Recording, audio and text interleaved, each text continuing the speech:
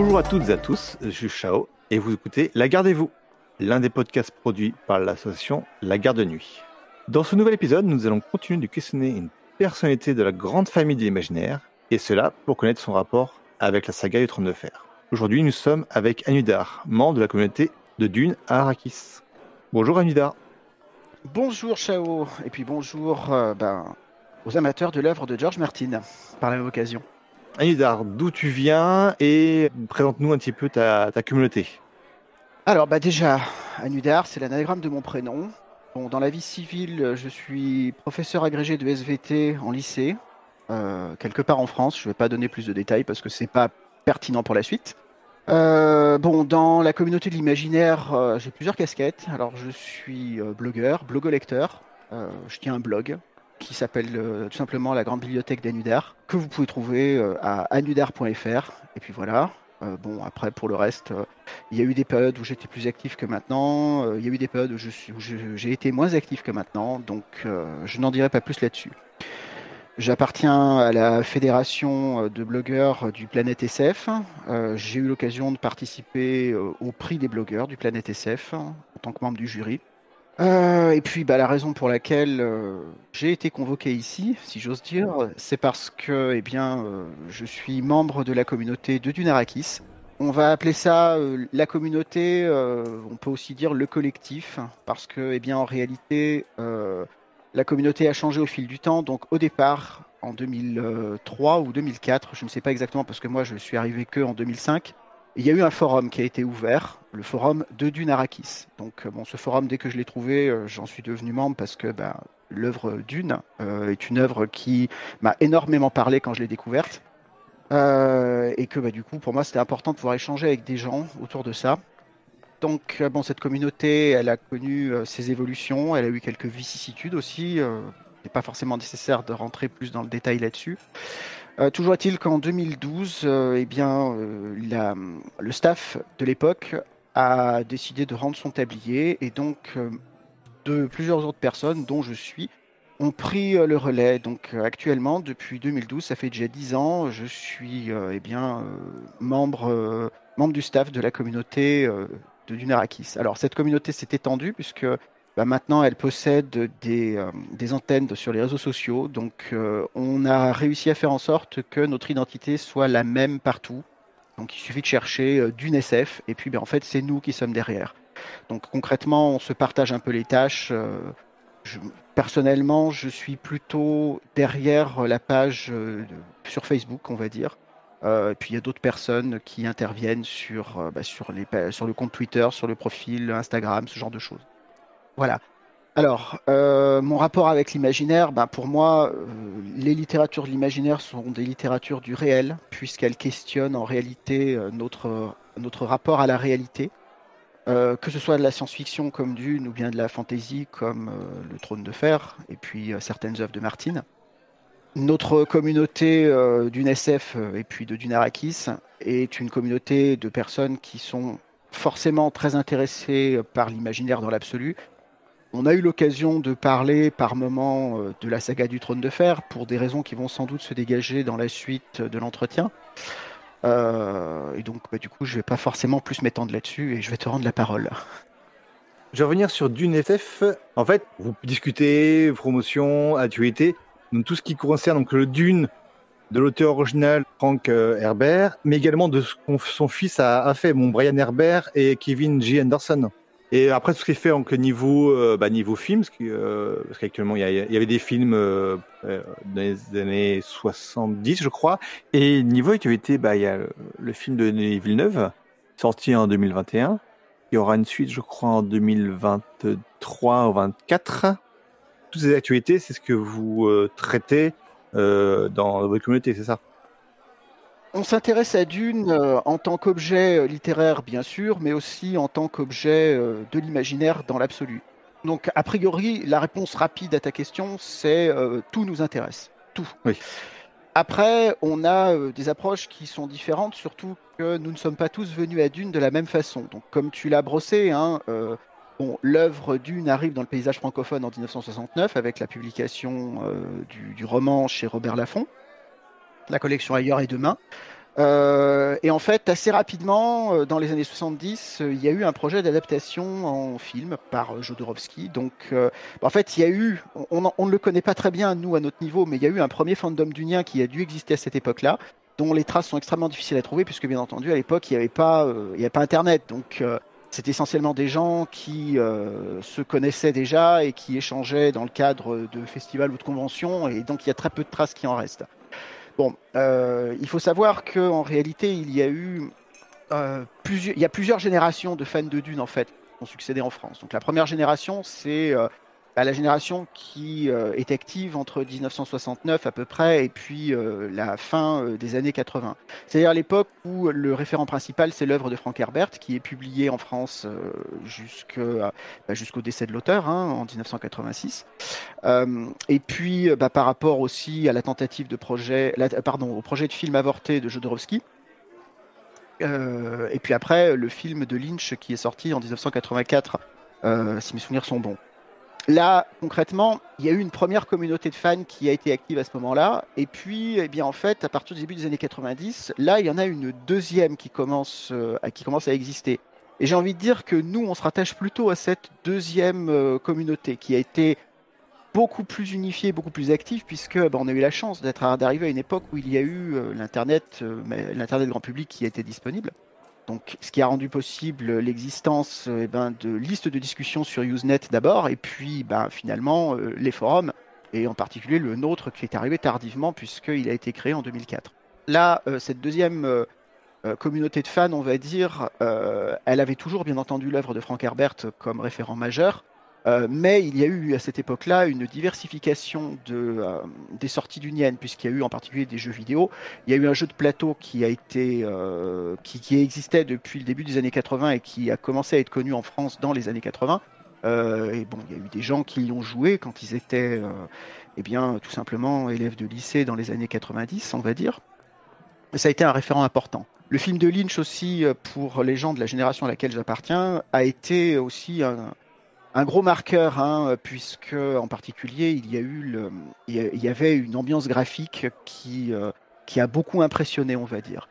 Donc en réalité, il y a une deuxième vague d'actualité dunienne de 1990 jusqu'à 2005, on va dire, dans laquelle il y a les jeux vidéo et puis plusieurs jeux vidéo qui sont édités.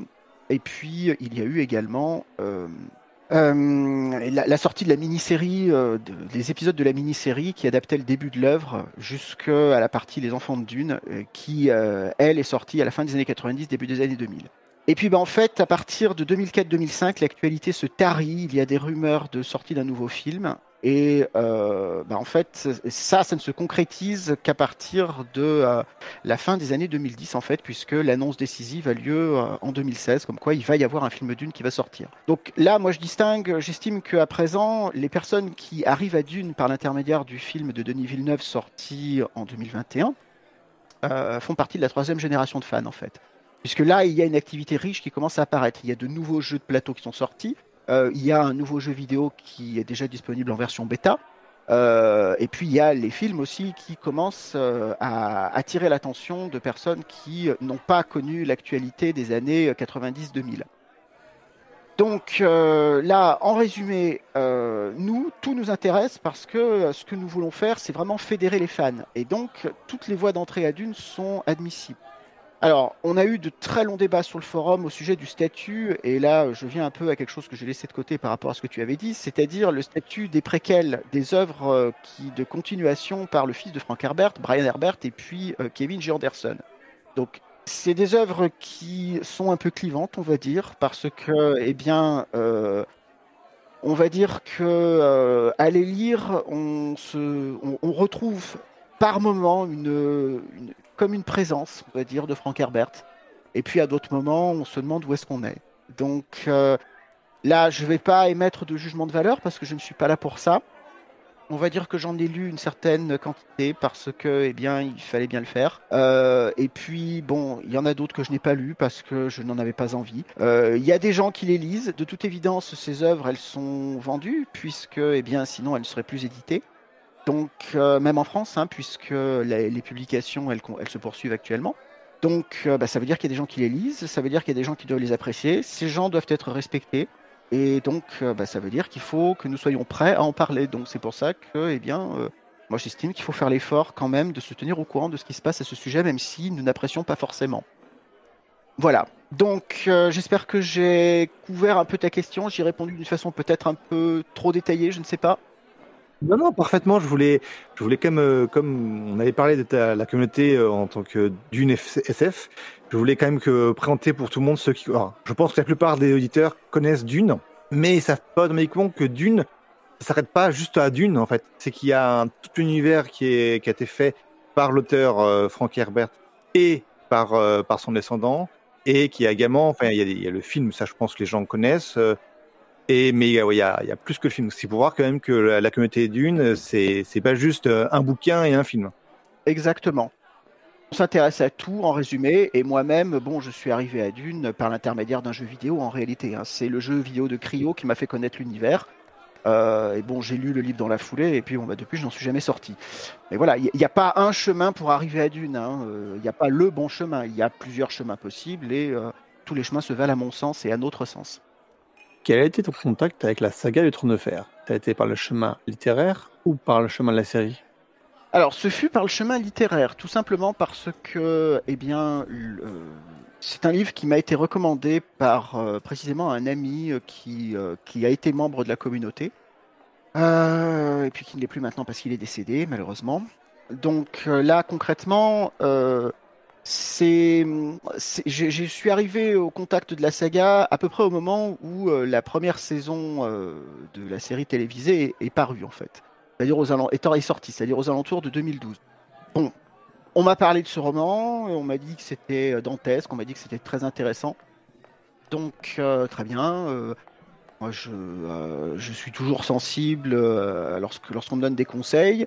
Et bon, dans le même temps, j'ai eu l'occasion d'entendre le générique, et la musique du générique de la série m'a énormément plu.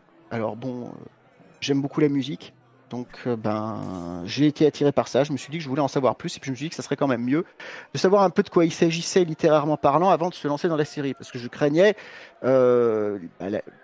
l'adaptation un peu divergente à certains aspects, et les écarts qui seraient faits. On sait que les scénaristes, parfois, ils prennent des raccourcis pour que l'objet littéraire rentre dans le format télévisuel. Donc, je me suis tout simplement offert le premier volume de l'intégrale des éditions Pygmalion, si mes souvenirs sont bons. Je l'ai lu, et puis ça m'a énormément plu. Ça m'a énormément plu au sens où je me suis dit que si j'avais lu ça à l'époque où j'ai lu Dune, ça m'aurait probablement fait le même effet, et probablement que je serais tombé dedans de la même façon que je suis tombé dans Dune. Bon, j'ai vu la série ensuite jusqu'à la fin. Bon, je préfère l'œuvre littéraire. Déjà parce que c'est ce par quoi j'ai commencé. Ensuite, bon, la série, elle est précieuse à mon sens parce qu'il y a eu des très bons choix qui ont été faits à certains moments, d'un point de vue d'adaptation. Donc on sent qu'il y a eu du travail sérieux qui a été fait. J'ai tendance à regretter le caractère un peu précipité de la fin, mais bon, comment le reprocher aux scénaristes alors que l'œuvre littéraire elle-même n'est pas encore terminée? Donc, je suppose qu'ils ont été amenés à travailler d'une façon différente, et voilà, je n'estime pas avoir le droit de leur en faire le reproche, en tout cas en ce qui me concerne. Donc, mais néanmoins, pour le coup, je préfère l'œuvre littéraire plutôt que l'œuvre télévisuelle. D'accord. Et tu as un personnage préféré? Oui, bien sûr. Bon, ça va être bateau, mais j'aime beaucoup le personnage de Jon Snow en réalité. Ouais. Alors, je dis bateau parce que là, comme ça, je n'ai jamais été dans une communauté de fans du Trône de Fer, donc je ne sais pas quelles sont les préférences, et donc peut-être que c'est une représentation erronée, mais j'ai tendance à penser que c'est le personnage qui se rapproche le plus du héros positif, en fait, dans cette œuvre qui en est, qui maltraite beaucoup le héros positif, et qui, en fin de compte, c'est le seul qui parvient un peu à tirer son épingle du jeu, semble-t-il. Donc, bon, voilà, c'est Jon Snow que je préfère, oui, pour diverses raisons. Et puis il y a des raisons qui sont en lien avec Dune aussi, parce que c'est un personnage tragique, un peu comme le personnage de Paul Atreides, on va dire. c'est vrai qu'il y a des gros parallèles qu'on peut faire entre Paul Atreides et Jon Snow. Le fait que c'est vraiment un peu comme ce que disait Joseph Campbell avec le monomythe, le voyage du héros, sur le chemin que fait Paul Atreides. Alors c'est pas exactement le même, mais on a quelque chose d'assez proche avec le côté j'ai un mentor, j'ai des difficultés, j'ai un obstacle, je le surmonte et puis et je reviens et voilà. Il y a un peu ça. Le parallèle s'étend même jusqu'à la généalogie, puisque l'ascendance de Paul Atreides n'est connue que de façon un peu tardive Oui. dans le livre Dune. C'est-à-dire, ce n'est qu'au bout d'un tiers du livre que l'on découvre qu'il a une ascendance importante, qu'il a un héritage des deux côtés de son arbre généalogique, que sa mère, Dame Jessica, n'est pas une page blanche, on va dire. Elle ne vient pas de nulle part. Euh, Contrairement, par contre, pardon, concernant Jon Snow, c'est pareil, il y a une incertitude quant à sa généalogie. Alors bon, dans la série, il y a des explications qui sont données. Dans le livre, il me semble que on ne sait rien au stade auquel on en est actuellement de la publication, mais néanmoins, on se doute qu'il y a quelque chose là aussi. Donc oui, il y a un parallèle. Qui n'est pas total, et c'est aussi ce qui fait que le personnage est intéressant, c'est-à-dire que dans le cadre du monomythe de Campbell, on sent une parenté intellectuelle entre les deux personnages, mais on sent aussi qu'il y a des divergences, et c'est dans ces divergences que le Trône de Fer devient intéressant. Qu'est-ce que Martin va faire de Jon Snow, vraiment? Pour l'instant, on n'en sait rien. Pour le moment, si on en croit l'intégrale 5 ou le tome 15 qui est sorti en France, c'est un personnage qui... On va spoiler, que ce soit Dune, je dis ça pour les auditeurs, que ce soit un Dune ou le Trône de Fer, on va spoiler jusqu'à ce ce qui peut être lu actuellement, ou vu actuellement. Alors, je ne voulais pas le faire. Le personnage de Jon Snow, il est... Oui, vas-y. Je disais que bon, moi j'ai pris des précautions parce que précisément je voulais pas spoiler. Après, si j'ai ta permission, je spoil. Ça, il y a pas de problème. Pour ce qui est sorti actuellement, que ce soit en livre ou en série, on peut spoiler. Pour ce qui est de House of the Dragon, je sais pas si tu l'as vu. Non. Voilà, donc il n'y aura même pas la question qui se posera. On aura pu spoiler aussi en prévenant que le spoil allait arriver jusqu'à. Actuellement, on est le 13 octobre, donc c'est l'épisode 8 qui est sorti. Mais tu l'as pas vu, et donc on n'aura même pas cette question-là qui se Non, non. Je me pose pas la question de le voir d'ailleurs. Ouais, d'accord. Bon, on pourra revenir dessus après, une question. Si tu veux, oui, il y a pas de problème. Même, bon, a priori, je le regarderai pas parce que en fait, j'ai d'autres choses à regarder en ce moment. Je comprends. Donc ouais, Jon Snow, Terral 5, il est plus dans le monde il est plus vivant. Ou non, plutôt, on l'a laissé fortement blessé avec un gros doute qui puisse survivre à ses blessures. C'est là où on l'a laissé. Actuellement dans le livre, la série a trouvé une autre, a fait une suite à ça, mais on ne sait pas ce qui va arriver réellement dans le livre, même si on a quand même des doutes que perdre ce héros, même si c'est l'habitude de Martin de tuer ses héros, là il est plus important que certains autres héros déjà décédés. Oui. Mais on verra ce qui Effectivement, oui. Je me rappelais de ça. Je me rappelais que bon, il se faisait poignarder par d'ailleurs je ne sais plus qui. Et bon, on se doute que là, cette fois-ci, Martin pourrait faire une entorse à sa règle, comme quoi, le statut du héros est particulièrement précaire. Bon, à voir ce qu'il va en faire, mais pour ça, il faudra lire Winds of Winter, qui n'est pas encore sorti. Totalement, on va espérer qu'il va arriver bientôt. Et en personnage détesté, est-ce qu'il y a des personnages que tu n'apprécies pas du tout? Que ce soit pour des raisons de scénario, et donc d'écriture, ou que ce soit pour des raisons de personnage en lui-même qui est détestable.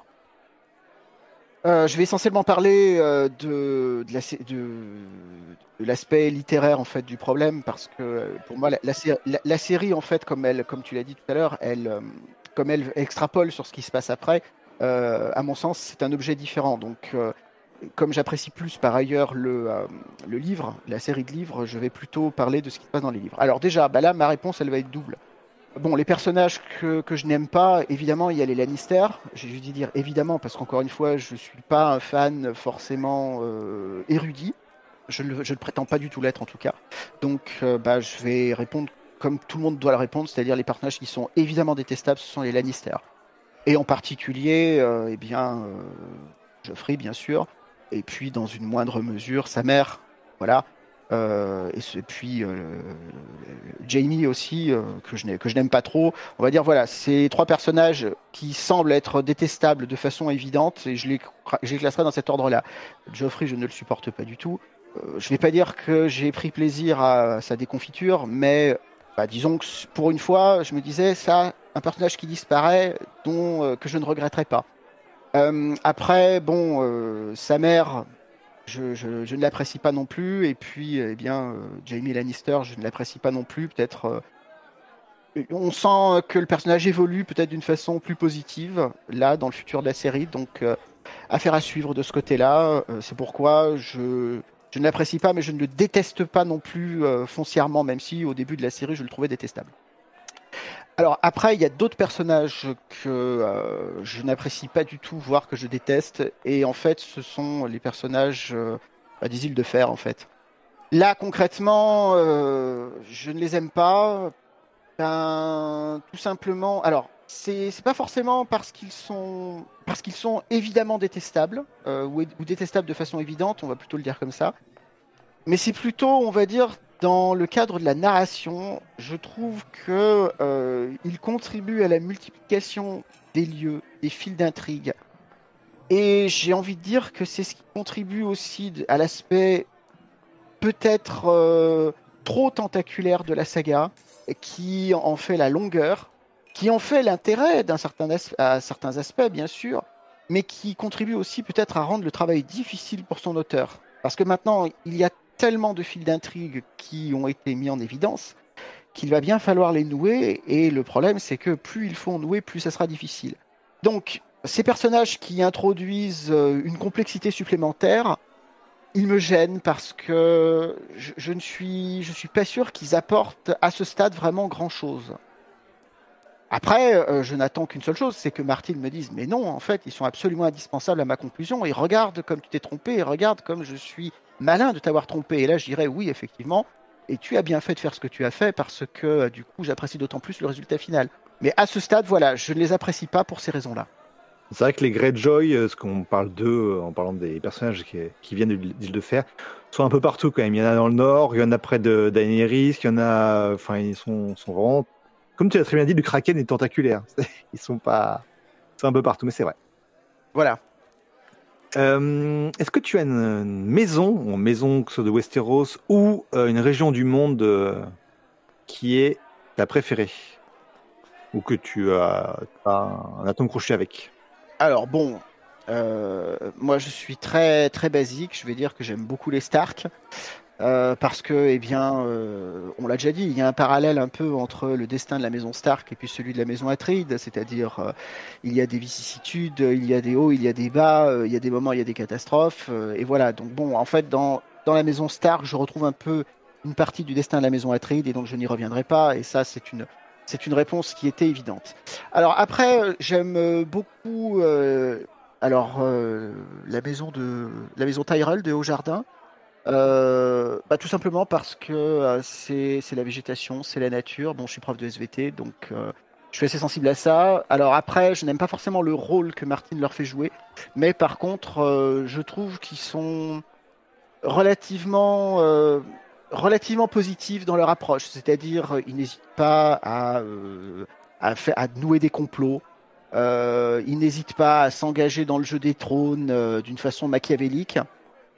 Mais je pense qu'ils le font pas tant par goût du pouvoir ou par intérêt en tant que tel, plutôt parce qu'ils se rendent compte que c'est une question de survie en fait. Ils sont obligés de jouer au jeu des trônes pour des raisons de survie. Et là, il y a un parallèle avec en fait ce qu'il se passe avec la maison Stark, c'est-à-dire qu'à partir du moment où le patriarche de la maison Stark est éliminé, que son fils Robb décide de lever ses bannières et puis de se révolter, en réalité, il se met à jouer au jeu des trônes parce que c'est une question de survie pour lui et pour sa famille. Si la position de la maison Tyrell est un peu moins précaire que celle de la maison Stark, il n'en reste pas moins que, ils ont un côté positif eux aussi, un côté héros positif qui apparaît tardivement, bien sûr, dans l'œuvre. et qui fait que, eh bien, du coup, on a des raisons évidentes de vouloir peut-être les apprécier. Après, peut-être que je manque certains aspects des personnages et que en réalité ils sont aussi évidemment détestables que les Lannister, mais ça, bon, je te laisserai le soin de m'éclairer.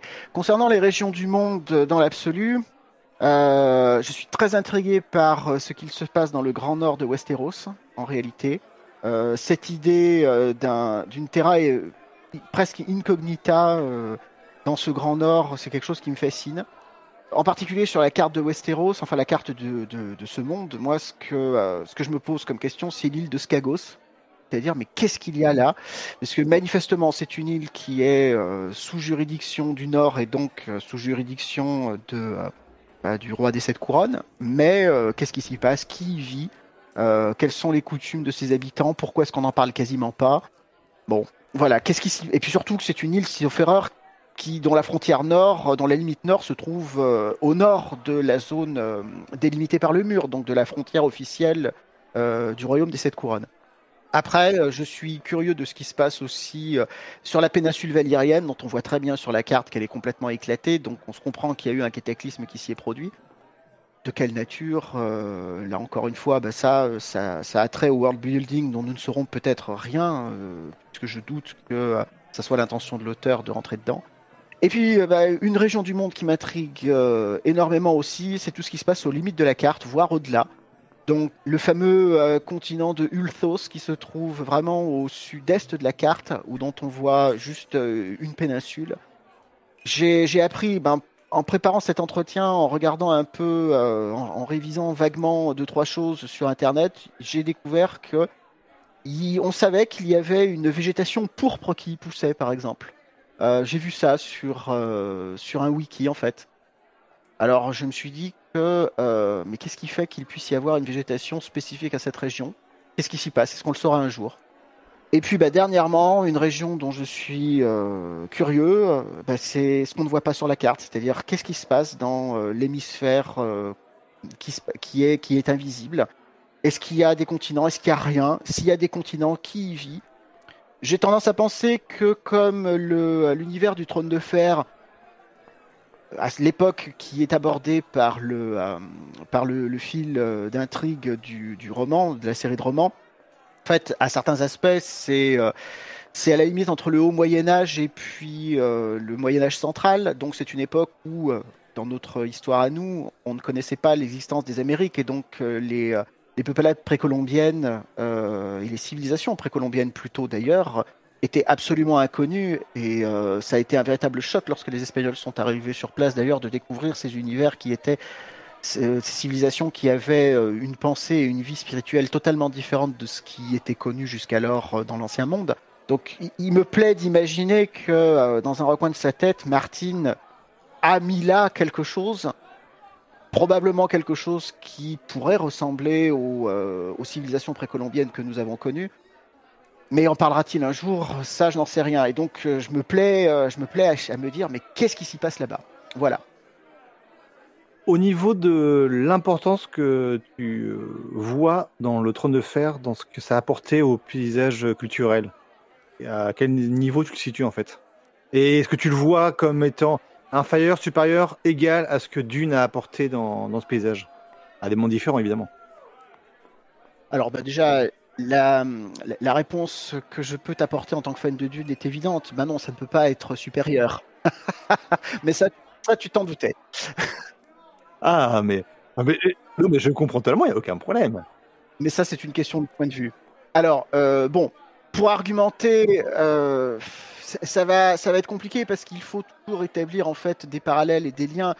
Déjà, le fait que l'œuvre de Martin soit postérieure à Dune et que, on l'a déjà dit, il y a manifestement je vais pas dire une influence, mais il y a quelques parallèles qu'on peut établir. Martin est très certainement lecteur de Frank Herbert. Martin connaît très certainement Dune. Et donc, il y a forcément une touche de Dune dans le Trône de Fer. Donc, c'est pour ça que, à partir du moment où on se dit qu'il y a une touche de Dune dans le Trône de Fer, on se dit aussi que, eh bien, le côté d'influence de Dune, il est plus à démontrer. Donc, à partir de là, je vois mal pourquoi est-ce qu'on pourrait dire que le Trône de Fer est plus influent d'un point de vue littéraire? Alors après, par contre, et là c'est très intéressant, c'est que le Trône de Fer, il y a eu une adaptation au format sériel qui est extrêmement réussie. Et ça, c'est quelque chose qui est indéniable. C'est quelque chose que Dune n'a pas, par exemple. Et c'est un regret d'ailleurs en ce qui me concerne. Donc, dans le paysage culturel, j'ai envie de dire que oui, le Trône de Fer a une influence qui est équivalente à celle de Dune, on va dire, ne serait-ce que parce que c'est une œuvre qui parle à énormément de monde, et alors que Dune, peut-être, est un peu plus confidentielle. Mais Dune est dans le paysage depuis plus longtemps, donc il reste à démontrer que Dune a touché moins de monde sur le long terme que le Trône de Fer. Ça reste à dire. Concernant l'influence d'une façon plus générale du Trône de Fer, et là je vais parler dans le champ de la fantasy. Alors bon, j'avais déjà lu Le Seigneur des Anneaux en fait avant de lire Dune. L'œuvre de Tolkien, je l'avais explorée avant d'explorer l'œuvre de Frank Herbert. Et donc, en ce qui me concerne, le point de vue que j'ai par rapport au Trône de Fer, c'est qu'il faut aussi l'interpréter par rapport à la puissante référence que constitue Le Seigneur des Anneaux. Lequel a d'ailleurs été adapté en succès, de façon pleine de succès au cinéma au début des années 2000 en fait, donc une bonne dizaine d'années avant l'adaptation du Trône de Fer. Là, concrètement, par rapport au Seigneur des Anneaux, je pense qu'il faut dire que Martin essaie d'avoir une démarche complètement différente. Quand on y pense, dans Le Seigneur des Anneaux et puis dans l'œuvre de Tolkien en général, c'est l'idée selon laquelle dans un passé lointain, le monde connaissait l'existence de la magie, d'autres espèces intelligentes.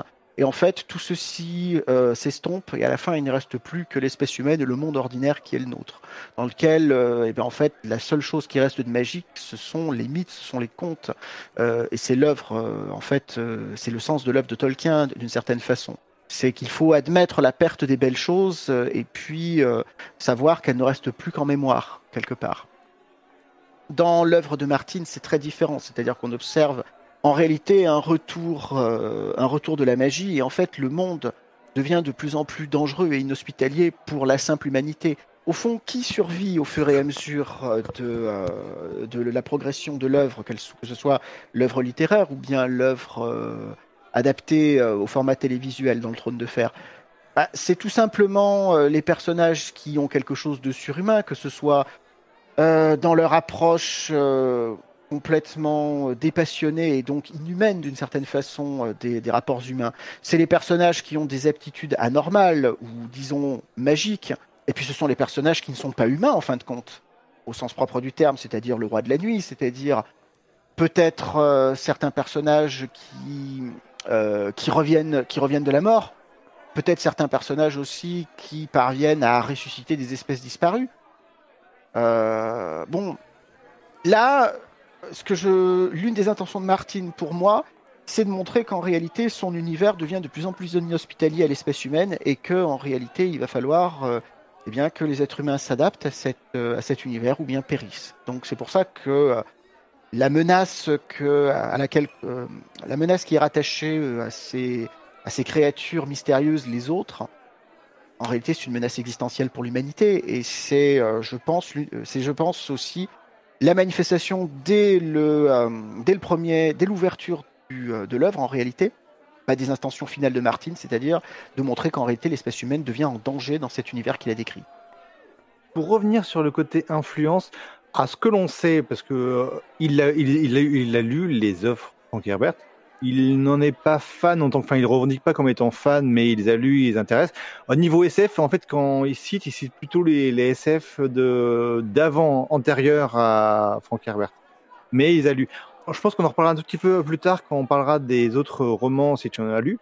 Mais il y a éventuellement une influence qui, à ma connaissance, n'est pas revendiquée, mais qu'on peut voir sur une des nouvelles qu'il a écrites. Précédant l'œuvre du Trône de Fer, c'était La Maison du Verre. Et c'est peut-être éventuellement l'une des influences qu'on peut voir. Alors, celui-là, je ne l'ai pas lu, donc celle-ci. En fait, j'ai assez peu lu Martin en dehors du Trône de Fer. Je vais te dire tout de suite que alors j'ai lu Le Voyage de Haviland Tuff. C'est bien ça le titre, parce que je n'en suis pas. C'est ça, oui, ça va. C'est ça. C'est le recueil nouvelle où il y a plusieurs. J'ai lu ça. Et puis j'ai lu Le Volcrine aussi. Alors bon, ce sont 2 romans de science-fiction qui sont à mon avis entièrement différents dans leur approche. Mhm. Le Voyage de la ville en teuf, c'est plutôt un roman, on va dire, de science-fiction par moments un peu légère, mais s'il n'est pas exempt de quelques leçons un peu plus difficiles, dirons-nous, par moment. C'est-à-dire ce personnage qui revient sur cette planète profanée, entre guillemets, et puis qui rapporte des cadeaux, et ces cadeaux deviennent de plus en plus ambigus, et puis à la fin, il dit, bon, bah là, maintenant, puisque vous n'avez pas changé vos façons, et que moi, j'ai essayé de les accommoder au fur et à mesure que le temps passait, bah, il va falloir que maintenant, vous changiez à la dure. Le Volcrine, c'est une œuvre dont je garde un souvenir qui est un peu plus flou. Je m'en souviens comme de science-fiction, d'un roman de science-fiction un peu plus orienté horreur, on va dire. Puisqu'il y a une inquiétude qui monte, qui monte, qui monte, et qui finit par se résoudre d'une façon carrément inquiétante, si mes souvenirs sont bons. À vrai dire, je garde pas un souvenir vraiment ébahi de la science-fiction de George Martin, même si, bon, ce sont des romans qui m'ont plu, que j'ai eu quand même plaisir à lire lorsque je les ai découverts. Je trouve vraiment que Le Trône de Fer, c'est manifestement son grand œuvre, quoi. Et donc, c'est ce pourquoi on va se rappeler de lui. De la même façon que, Frank Herbert, d'ailleurs, il a écrit d'autres romans que Dune. Et comme je le dis régulièrement, j'ai des difficultés avec le Herbert non sableux. C'est-à-dire que l'œuvre de Frank Herbert en dehors de Dune, à quelques exceptions, c'est pas que je l'apprécie pas, c'est que je la trouve moins intéressante. Je trouve que Dune, c'est vraiment, il a donné le meilleur de ce qu'il pouvait donner. Et le reste de son œuvre peut être décevante par moments. Comme on est sur les autres romans, ce que je parlais, c'est La Maison du Verre. Enfin, c'est une nouvelle qui a été éditée par George R. R. Martin en 1976 et qui actuellement on peut le trouver soit, je crois qu'il y a assez récemment, il y a dans un recueil qui a le nom de La Maison du Verre et a précédemment été dans un autre recueil qui s'appelait Le Roi des Sables, qui a pas de rapport avec Dune, parce que l'histoire a des animaux une sorte d'un aquarium qui deviennent très très violents. Mais voilà, La Maison du Verre, c'est, pour résumer, c'est en fait un culte, enfin une personne qui va dans une des profondeurs de la Terre, et où il y a un culte avec un homme vert, en fait, et qu'on peut rapprocher éventuellement à ce qui se passe après avec les Taux-2, en fait. D'accord, alors un homme vert, oui. Mais je ne sais pas revendiquer, il l'a pas dit, j'ai fait ça en pensant à Dune, mais c'est éventuellement l'une des influences qu'on peut voir, mais non revendiquer. Après, on peut en voir plein. Je sais pas, est-ce que tu as lu le MOOC Dune? Oui, oui. Alors, oui, je l'ai lu. Alors, je l'ai lu en particulier parce que Lloyd nous a demandé de participer à la relecture du MOOC Dune et puis de sa mise à jour tout sur Dune. Bon, pour lui faire bénéficier en fait de notre regard de fan de l'œuvre. D'ailleurs, dans la mise à jour tout sur Dune, il nous a demandé d'écrire une bafouille sur les suites de Dune, c'est-à-dire les autres romans du cycle. Donc évidemment que je l'ai lu, puisque je l'ai relu et puis j'ai contribué à mon niveau aussi infime, mais j'ai contribué un peu, voilà. Donc oui, alors c'est une somme en fait, le MOOC Dune. C'est une somme qui est extrêmement importante parce que c'est un objet qui n'existait pas en fait, que ce soit en francophonie ou ailleurs. Je crois me souvenir que Lloyd a eu l'occasion de dire qu'il y avait des anglo-saxons, des américains et des anglais qui avaient commandé l'objet parce que c'est quelque chose qui n'existait pas avant. Donc l'objet a eu un énorme succès, c'est mérité à mon sens, c'est vraiment un objet qui fait le point de tout ce qu'on sait sur Dune actuellement. Bon, c'est un objet... il y aura rien de tel avant à nouveau 20 ou 30 ans, quoi. Donc, bon, c'est un objet que je suis très content d'avoir dans ma bibliothèque. Je suis très heureux d'avoir pu y contribuer à mon niveau anecdotique, hein. Donc voilà, grosso modo, si il y a des amateurs de Dune qui nous écoutent, pas hésiter à le feuilleter parce qu'on a toujours quelque chose à apprendre en le lisant. Voilà. En fait, j'en parlais, c'était pour une raison assez simple, c'est qu'il y a un article d'une personne qui est d'ailleurs qui est chez nous, qui est dans notre association, qui est Thierry Soulard, et qui parlait des parallèles entre Tournefer avec Dune, l'univers de Dune. Et c'est pour ça, en fait, c'est si tu l'avais lu pour pouvoir rebondir dessus. Alors, le truc, c'est que je l'ai certainement lu, mais que je ne m'en rappelle pas. T'inquiète, c'est juste que j'y pensais pour le côté inspiration de l'un et l'autre pour l'avoir survolé. Il en parlait, mais dans son avis, comme c'est pas revendiqué, on peut pas dire quelles sont ses réelles influences. On peut éventuellement rapprocher les soldats de Daenerys avec les Sardaukar, mais c'est pareil, c'est pas dit par lui-même. On peut éventuellement penser à Paul Atreides, qu'on peut rapprocher de personnages comme Jon Snow, comme Arya, comme Daenerys ou comme Bran. Je sais plus ce qu'il y avait comme autre, comment il en parlait, mais voilà, il y avait 2-3 trucs, mais qui étaient, comme c'était pas revendiqué directement, on pouvait pas dire oui, c'est ça. Par exemple, les 100 visages du Trône de Fer, ça peut ressembler aux danseurs visages de Dune. Concrètement, ce que tu me demandes, c'est qu'est-ce que je pense de ces parallèles qui sont établis par ton confrère, en fait, dans le cadre du MOOC Dune. Alors, bon, je vais donc répondre par un disclaimer. Déjà, je ne l'ai pas relu récemment, cet article, donc forcément, je vais pas être en mesure d'apporter une critique vraiment constructive. Alors après, ce que je peux dire, c'est que trouver des parallèles entre des œuvres littéraires, c'est toujours facile. On s'y est un peu essayé tout à l'heure, pour commencer. Après, la question, c'est de les justifier. Et puis, il y a des moments où on va se dire, mais au fond, là, je trouve des parallèles. Est-ce qu'ils sont vraiment justifiables? Qu'en pensera l'auteur? Et puis parfois, si on pose la question à l'auteur, il va dire, non, il n'y a pas de parallèle. L'œuvre dont tu parles, je ne l'ai jamais lue. Bon, parfois, on a des surprises comme ça. Donc là, à moins d'aller parler avec Martine, on peut formuler des hypothèses qui seront forcément très intéressantes, mais qui sera très difficile de confirmer ou d'infirmer. Alors, pour répondre sur la question des danseurs visages que l'on peut rapprocher des 100 visages. Alors, oui, alors déjà, en termes de traduction en français, il y a eu un lien qui est évident. En anglais, les danseurs visages sont les face dancers. Je t'avouerai que je ne sais pas ce qu'il en est dans la version originale du Trône de Fer. Tu vas pouvoir me renseigner tout de suite. C'est The Faceless Men. Déjà, tu vois, c'est le choix de traduction rapproche l'expression française sans visage du danseur visage de Dune. En version originale, ça n'est pas le cas. Donc déjà, on peut dire que l'intention était celle du traducteur plutôt que celle de Martine.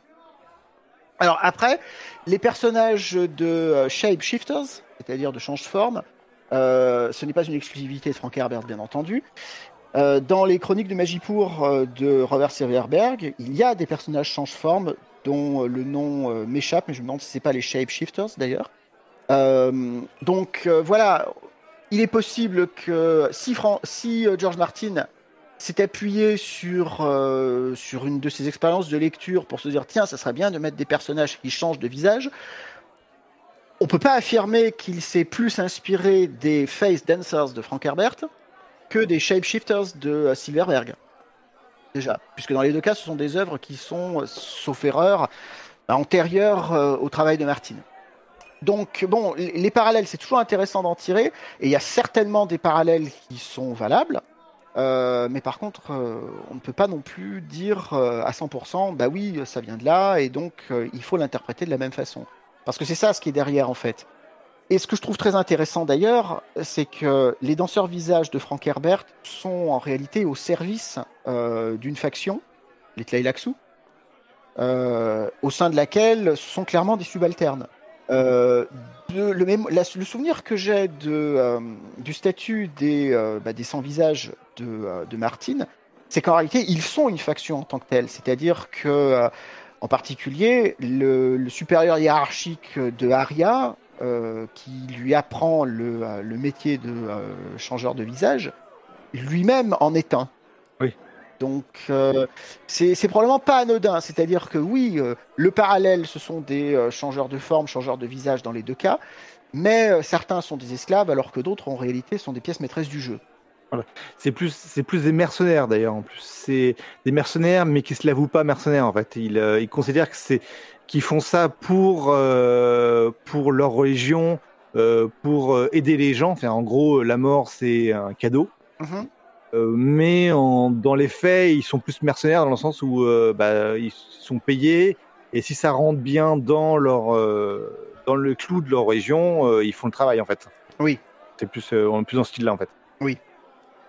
D'accord, je vois. Bah effectivement, en fait, les danseurs visages ne sont pas des mercenaires, ce sont des exécutants. Et donc bah là, le parallèle s'arrête en fait. Tu l'expliques mieux que moi. Parfait. Pour revenir sur le trône de fer, est-ce que tu as une volonté pour la suite? Donc là, actuellement, si je ne me trompe pas, tu as lu le tome 5, C'est ça. l'intégrale 5. C'est ça. T'es à ce niveau-là. Tu as une volonté sur la suite, sur ce qu'on va arriver, on va espérer bientôt, même si ça fait longtemps qu'on espère le bientôt, de Winds of Winter. Ma volonté, elle va être simple, ça va être que on connaisse la fin. Oui. Tout simplement parce que la suite tarde à venir et il semble que la suite ne sera pas la fin. D'après les informations lacunaires dont je dispose à mon niveau, je t'avoue que je ne suis pas vraiment cette actualité-là. Donc moi, ce que j'aimerais, ce serait que Martin termine son grand œuvre en fait. Parce que j'ai déjà fait l'expérience de Dune, où manifestement, La Maison des Mers, c'est le dernier volume écrit par Frank Herbert. Et c'est une fin qui n'est pas vraiment une fin conclusive. Alors, les fins ouvertes sont toujours les plus belles fins. On va dire ça comme ça pour se donner du courage. Mais néanmoins, on se dit qu'est-ce qui se passe après? Est-ce qu'il n'y aurait pas eu moyen de ficeler certains fils d'intrigue d'une façon plus conclusive? Est-ce que c'était pas l'intention de Frank Herbert d'ailleurs? Il semblerait que, c'est ce que nous dit en tout cas Brian Herbert, que c'était son intention d'écrire un Dune 7. Bon. Que va-t-il se passer par rapport à Martin? Alors, moi, je sais pas, je lui souhaite très longue vie, je lui souhaite de terminer son œuvre, parce que, égoïstement, j'aimerais connaître la fin. Bon. À partir de là, est-ce que ça va se passer? Je ne suis pas devin, je suis pas Paul Atreides, j'ai pas la préscience, et donc, je ne peux faire rien de mieux qu'attendre. Donc c'est ça ma volonté pour la suite, c'est que, on puisse connaître la fin. Les séries dérivées. Alors j'ai eu l'occasion de lire l'adaptation en BD de Duncan et Luff. Je crois que c'est ça le titre. Oui. Parce que je l'ai lu en version. Alors c'est un livre, c'est des nouvelles qui se passent avant avant le Trône de Fer, le roman. Oui, ça se passe une centaine d'années avant, je crois, c'est ça. C'est ça, voilà, à peu près. Et voilà, c'est également en BD, mais il y a des livres, oui. Alors, j'ai pas lu les livres, j'ai lu les bandes dessinées en fait, qui correspondent à l'adaptation de la première nouvelle, j'imagine. C'est-à-dire le tournoi où l'héritier présomptif du trône de fer meurt pour sauver le chevalier errant, si mes souvenirs sont bons. Ça, je dois dire, c'est quelque chose qui est. Ça m'a plu de le lire, mais j'ai pas forcément eu envie d'aller plus loin dans ma découverte de l'œuvre, on va dire. Voilà, j'ai pas éprouvé le besoin de lire en particulier le recueil de nouvelles. Les approfondissements de la saga, j'ai déjà eu l'occasion de l'évoquer un peu plus tôt. En fait, j'aimerais beaucoup qu'il puisse y avoir pas forcément des histoires qui soient racontées, mais plutôt une approche un peu encyclopédique sur les recoins du monde, les détails historiques incertains, c'est-à-dire qu'en fait, le lecteur puisse avoir le plaisir de savoir des choses que aucun personnage ne peut connaître. C'est-à-dire que le lecteur puisse avoir une espèce d'encyclopédie qui répondrait absolument à toutes les questions qu'on peut se poser et auxquelles l'œuvre ne répond pas parce que l'œuvre met le personnage, le lecteur, dans une situation qui est celle d'une omniscience incomplète. C'est-à-dire le lecteur connaît l'état d'esprit des personnages avec lesquels il voyage, il sait ce qu'il voit, il a accès à une partie de leur connaissance, mais il ignore énormément de choses. Et donc il est dans une position qui est inconfortable, qui est intermédiaire entre celle de l'auteur qui sait tout et celle des personnages qui ne savent, qui sont conscients, qu'ils ignoreront en permanence tout un tas de choses. Ce que j'aimerais, ça serait qu'il y ait un support encyclopédique qui permette de savoir autant de choses qu'il est possible d'en savoir, c'est-à-dire de s'élever au-dessus du statut de simple lecteur du livre. Mais après, je ne sais pas si ça fait partie des intentions de Martin. peut-être que lui-même n'a pas produit les documents qui permettraient d'écrire une telle encyclopédie. Il y a un modèle de livre qui recueille de tout ce qui est dans le Trône de Fer. Je crois que je l'ai, c'est un beau livre avec des illustrations et tout, c'est ça? Ouais, c'est un livre qui est écrit par Gérard Martin, mais également par deux autres co-auteurs, Elio Garcia et Linda Huttonson, et qui, en fait, une sorte de... C'est pas un Wikipédia comme la Garde du Nuit peut faire, mais ça regroupe toutes les connaissances qu'il y a, et ça va même des fois un peu au-delà, parce que en fait, il faut savoir qu'une partie de ce qui est devenu House of the Dragon, la série qui était avant un livre Fire and Blood, provient du fait que l'auteur Gérard Martin a quand même écrit une partie de l'histoire des Terriens dans ce livre-là. Ouais, ça s'appelle c'est le Game of Thrones. En français, c'est Game of Thrones, le Trône de Fer, l'origine de la saga. C'est un livre de chez Huggin et Muggin, je crois, si je prononce bien, et qui en fait est un peu la somme actuelle qu'il y a comme connaissance, et avec beaucoup de connaissances de ce qui s'est passé avant, en fait, sur l'origine des familles, l'origine des régions. Ça parle même de régions qu'on n'a jamais vues ou presque jamais entendu parler dans le livre. Toutes les régions qui sont plutôt orientales, qui sont plutôt qui ont comme inspiration la Chine impériale. Et il y a ça dans le monde de Westeros. Oui, l'Asie orientale, oui. Et dedans, ce livre-là, on parle. Si tu veux, je te donnerai la référence après le podcast. Mais ouais, c'est plutôt un épais bouquin qui est pas mal, qui est pas parfait, mais qui est pas mal pour ça. Alors, je crois que je l'ai en fait. Je l'ai en version anglophone d'ailleurs. Alors par contre, je l'ai pas sous la main, donc je ne pourrais pas les vérifier si c'est bien celui-là que j'ai. Mais bon, alors déjà, ça m'a plu lorsque j'ai pu me le procurer, parce que en effet, ça permettait de répondre à certaines questions, et puis ça permettait aussi de s'élever un peu au-dessus du statut de simple lecteur du livre. Et moi, ce que j'aimerais vraiment, ça serait que, en fait, George Martin doit avoir un véritable trésor de notes, de documentation, parce que ce qu'il a produit, littérairement parlant, ne s'invente pas. C'est pas possible de faire ça avec seulement un cerveau. Il doit avoir quelque part un véritable trésor de documentation, peut-être de fiches personnages, de descriptions géographiques, de cartes plus élaborées que celles qui ont été publiées dans les livres. Donc c'est ce genre de choses en fait auquel je rêverais de pouvoir accéder un jour en tant que lecteur. Parce que c'est vraiment ça qui permettrait d'aller plus loin, en fait, à mon sens. Mais bon. En fait, ce que tu voudrais, c'est la Bible littéraire de Martin, en fait. En quelque sorte, appelons ça comme ça. Bah, en fait, je crois que c'est le terme. Quand, alors, j'ai plus le terme pour ce qui est livre, mais je crois que pour tout ce qui est œuvre vidéo ou même jeux vidéo, on parle de bibliographique, dans le sens où toutes les caractéristiques de tel personnage qui sont décrites et tout. Donc, je crois que c'est le terme consacré, le terme de Bible, en dehors du côté religieux, évidemment. Oui, alors effectivement, j'ai déjà rencontré ce terme cette expression, pour dans le cadre du cinéma, en fait, hein, c'est-à-dire la Bible littéraire d'un film, c'est-à-dire il y a tout dedans, donc on se reporte à ça pour faire en sorte de conserver une cohérence. Je pense que ça. Puis après, il est le seul, George est le seul auteur, mais il a des assistants qui aident à la cohérence et à une partie de l'écriture. Il faut savoir que, à moins que ça a changé récemment, mais je pense pas, il écrivait encore sur un vieux PC sous MS-DOS, en fait. Il n'est pas sur Word, en fait.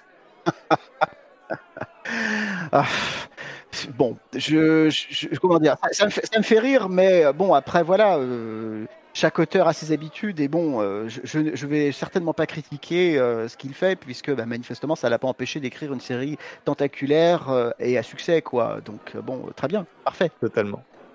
Qu'est-ce qui, chez un fan de l'univers de Dune, peut faire apprécier l'univers du Trône de Fer pour toi? Ce sont les parallèles dont on a déjà eu l'occasion de parler, c'est-à-dire qu'il y a des points communs. Bon, déjà, ce sont des romans politiques, on va dire, en réalité. Alors, Trône de Fer, c'est de la fantasy, et Dune, c'est de la science-fiction, mais néanmoins, dans les deux cas, il s'agit d'avoir une approche politique, c'est-à-dire d'organisation des rapports humains dans les deux cas. Et cette organisation, elle est dans un certain état au début de l'œuvre, elle est conflictuelle pour une raison ou pour une autre, et à un moment ça explose, et puis eh bien, comment est-ce qu'on fait pour ramasser les morceaux une fois que ça a bien explosé? C'est ça en fait ce que l'on trouve dans Le Trône de Fer comme dans Dune. Donc voilà pourquoi est-ce que certainement beaucoup d'amateurs de Dune apprécient ou apprécieront Le Trône de Fer. Parce que on se retrouve en terrain un peu familier. Après, il y a les parallèles entre les personnages sur lesquels je ne vais pas revenir, ou bien sur certaines factions sur lesquelles je ne reviendrai pas non plus.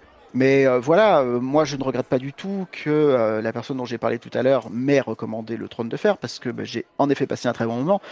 Et c'est une œuvre que je suis prêt, entre guillemets, à vendre aux lecteurs de Dune, parce que, eh bien, il y a des chances qu'ils y trouvent aussi leur plaisir, comme moi. T'as répondu à la question. Qu'est-ce qu'un fan de Trône de Fer dans Dune et qu'est-ce qu'un fan de Dune dans le Trône de Fer? C'est à peu près la même chose, c'est la poétique en fait. Alors, c'est l'approche politique, effectivement. Et puis, bon, c'est aussi un certain traitement des personnages, c'est-à-dire que Frank Herbert comme George Martin n'hésitent pas à mettre leurs personnages en danger, voire à faire disparaître des personnages positifs. En réalité, ça fait partie de l'évolution aussi des personnages en tant que tels, des personnages centraux, le fait de voir disparaître les figures rassurantes, les figures qui sont positives, les figures qui organisent le monde d'une façon, qui structurent le monde d'une façon positive. Parce que, eh bien, ça montre bien que ce sont des univers de danger dans lesquels les personnages centraux sont plongés. Et dans les univers de danger, eh bien, parfois on se blesse, parfois on risque tout, on risque de perdre ce qu'on a construit, on risque même parfois sa vie. Certains personnages ne s'en relèvent pas, certains personnages en sont changés à tout jamais. Le destin de Paul Atreides, qui au début de Dune, c'est un adolescent de 15 ans qui est éduqué pour devenir chef d'une maison noble dans un futur lointain, où être chef de maison noble, c'est en réalité être chef d'État à l'échelle d'une planète, et puis être également chef d'un ensemble d'entreprises commerciales, assorti par ailleurs à un rôle militaire. Et puis, au moment où tout tourne mal, il se retrouve en fuite au sein d'une peuplade à ses yeux arriérée. Puis il finit par, en fin de compte, utiliser cette peuplade pour déclencher un cataclysme à l'échelle de l'univers. Et en fait, s'il déclenche ce cataclysme, il y a une part de choix chez lui, c'est parce qu'il désire se venger. Donc les personnages découvrent dans cet univers de danger qui ne sont pas forcément ce qu'ils espéraient être au départ. Ils se révèlent à eux-mêmes et cela peut aller avec une certaine forme de dégoût d'eux-mêmes.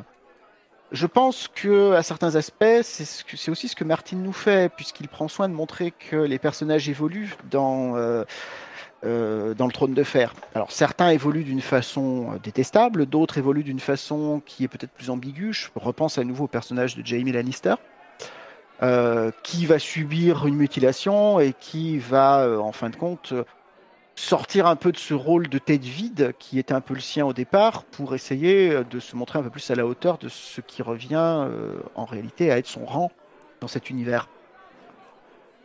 Donc, je trouve qu'il y a vraiment de ce côté-là des parallèles entre les deux œuvres, des parallèles dans les choix des thèmes abordés, mais aussi dans leur traitement et puis dans la construction et l'organisation des relations entre les personnages, qui fait que, bah oui, un amateur de Dune est susceptible d'apprécier le Trône de Fer et un amateur du Trône de Fer est susceptible d'apprécier Dune. En dehors de l'univers de Dune et l'univers du Trône de Fer, est-ce que tu as des recommandations, que ce soit en livre, en série, en film ou autre même, à me proposer? Alors, en termes d'œuvres qu'on n'aurait pas déjà eu l'occasion d'évoquer plus haut, avant, on va dire, euh, j'ai envie de dire que dans les dernières années, il y a eu un roman qui a été publié chez Albin Michel Imaginaire, Anathème de Neil Stevenson. Alors, je vais vérifier que c'est bien de lui, éventuellement, parce que ça serait dommage. Oui, c'est ça, de Neil Stevenson. Alors, c'est un roman absolument dantesque. C'est un roman de science-fiction, mais qui, comment dire, une science-fiction qu'au départ on n'interprète pas comme de la science-fiction. Donc, c'est un livre univers comme Dune, comme Le Trône de Fer. Et c'est un roman qui est, à mon avis, extrêmement intéressant. Et c'est l'un des romans les plus importants, d'après moi, de ces 20 dernières années, puisqu'il a été publié en 2008 en version originale. Il a été publié en français d'une façon très récente. Donc, je pense que c'est vraiment un roman qui mérite l'intérêt aussi des amateurs du Trône de Fer. Parce que, encore une fois, on va trouver une certaine forme de préoccupation pour la politique derrière. Et puis, à d'autres aspects aussi, une construction d'un univers extrêmement original, dans lequel il est plaisant de s'immerger. Sinon, d'une façon plus légère, j'aurais envie de citer le cycle de la laverie de Charles Stross. Donc là, c'est, on va dire, c'est une forme de fantasy, dirons-nous, mais ça peut s'interpréter aussi à certains aspects comme de la science-fiction. Ça se passe dans un univers contemporain, c'est à certains aspects en prise avec l'actualité courante, puisque en particulier, il a modifié certains aspects de l'un de ses romans suite au vote de 2016 au Royaume-Uni sur le Brexit. Charles Stross est britannique puisqu'il vit et écrit en Écosse. Donc le cycle de la laverie, c'est quelque chose qui est bourré d'humour, c'est quelque chose qui est inquiétant par moments et c'est quelque chose qui soulève beaucoup de questions. Et là aussi, il y a un intérêt pour certains aspects politiques, dirons-nous, donc à signaler aux amateurs du Trône de Fer qui ont envie de rire un bon coup et puis peut-être de frissonner un peu à certains aspects. Eh bien, je te remercie de ton passage au mur. Donc, merci à Duard. De rien. On peut retrouver en fait toute ta communauté, que ce soit sur le forum, je pense, Dune Arrakis et sur Dune SF, c'est ça? Alors, donc, le plus simple, c'est d'aller sur dune-sf.fr, donc le tiré du 6. Lorsqu'on tape ça, en fait, on arrive sur notre portail et puis là, il y a l'ensemble de nos liens vers le forum, vers notre blog, vers nos antennes sociales à différents endroits. Donc, tout n'est pas forcément mis à jour régulièrement, mais c'est la plus sûre façon de nous retrouver, en fait. Et tu as une actualité ou une actualité personnelle, une actualité pour de la communauté? Alors, pour la communauté, eh bien, forcément, à l'horizon 2023, on attend avec beaucoup d'impatience la deuxième partie du film Dune, c'est-à-dire la suite du film qui est sorti en 2021. Donc, pour mémoire, ce film s'interrompait au moment charnière où les Fremen admettent Paul Atreides dans leur tribu. Et donc, c'est le début de l'ascension du héros, en fait, qui était au point le plus bas, puisqu'il était perdu dans le désert. Et donc là, maintenant, il n'est plus perdu. Donc on attend avec beaucoup d'impatience de découvrir ce que Denis Villeneuve nous réserve pour cette suite. Bien entendu aussi, en 2023, nous attendons le reste de l'actualité dunienne. Donc régulièrement, il y a des nouvelles sorties de jeux, en particulier vidéo, qui sont formalisés. Donc là, il y a un jeu vidéo, alors je crois que le genre c'est 4X, qui est disponible en bêta depuis quelques mois. On espère qu'il va y en avoir d'autres qui vont sortir dans des genres différents dans les semaines et les mois qui viennent. Le vecteur jeu vidéo est vraiment quelque chose de très intéressant pour nous. Bon, je le dis en particulier pour moi, qui suis arrivé à Dune par l'intermédiaire d'un jeu vidéo. Le vecteur du jeu vidéo est très intéressant parce qu'il permet de toucher des publics qui ne sont pas forcément lecteurs au départ. Donc ça, c'est très intéressant parce que on peut se dire qu'une fois que les gens ont été happés par l'histoire, par l'univers, qu'ils ont envie d'aller voir plus loin, certains d'entre eux au moins vont se dire mais au fait le livre, est-ce que ça vaudrait le coup que je le lise? Et ça, c'est le plus intéressant pour nous parce que ça veut dire qu'on peut avoir de nouvelles personnes avec qui parler. D'une façon générale, nous, ce qui nous intéresse avec les nouveaux lecteurs de Dune, mais aussi les nouveaux amateurs de Dune, quels qu'ils soient, quelle que soit l'adaptation par laquelle ils peuvent arriver à Dune, c'est tout simplement que chacun est susceptible d'avoir des idées intéressantes quant à la connaissance de Dune. Et moi, je rêve de pouvoir échanger des idées avec la troisième génération d'amateurs de Dune, ceux qui n'ont pas été sensibilisés à l'actualité d'avant 2005, on va dire.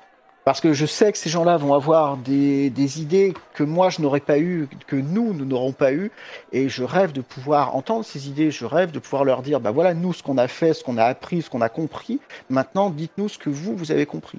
Parce que, eh bien, c'est ça l'intérêt du fandom, en fait, c'est l'échange d'idées, et je sais que les gens qui sont nés après 2000, ils auront une approche qui sera forcément différente de la nôtre, et je rêve d'en avoir connaissance.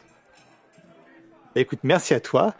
Puis merci aussi à vous, chers auditeurs. Je vous rappelle qu'en plus de pouvoir vous informer sur le Trône de Fer dans la partie blog et wiki, vous pouvez également nous rejoindre sur Facebook, Twitter, Instagram, YouTube et Twitch. Et bien évidemment, le site La Garde de Nuit, son blog, son forum et son wiki. Puis comme d'habitude, si vous voulez nous aider, rien de plus simple. Vous pouvez adhérer à l'association ou nous faire un don. Il y aura une page qui est dédiée sur la page La Garde de Nuit. Encore merci à Duard et puis peut-être à une prochaine fois. Eh ben, merci beaucoup à toi et puis à ta communauté d'avoir bien voulu me donner la parole. Et puis, longue vie aux amateurs du Trône de Fer, naturellement. Merci à toi. Et bien évidemment, longue vie aux amateurs de l'univers de Dune. Merci beaucoup, à bientôt. Au revoir.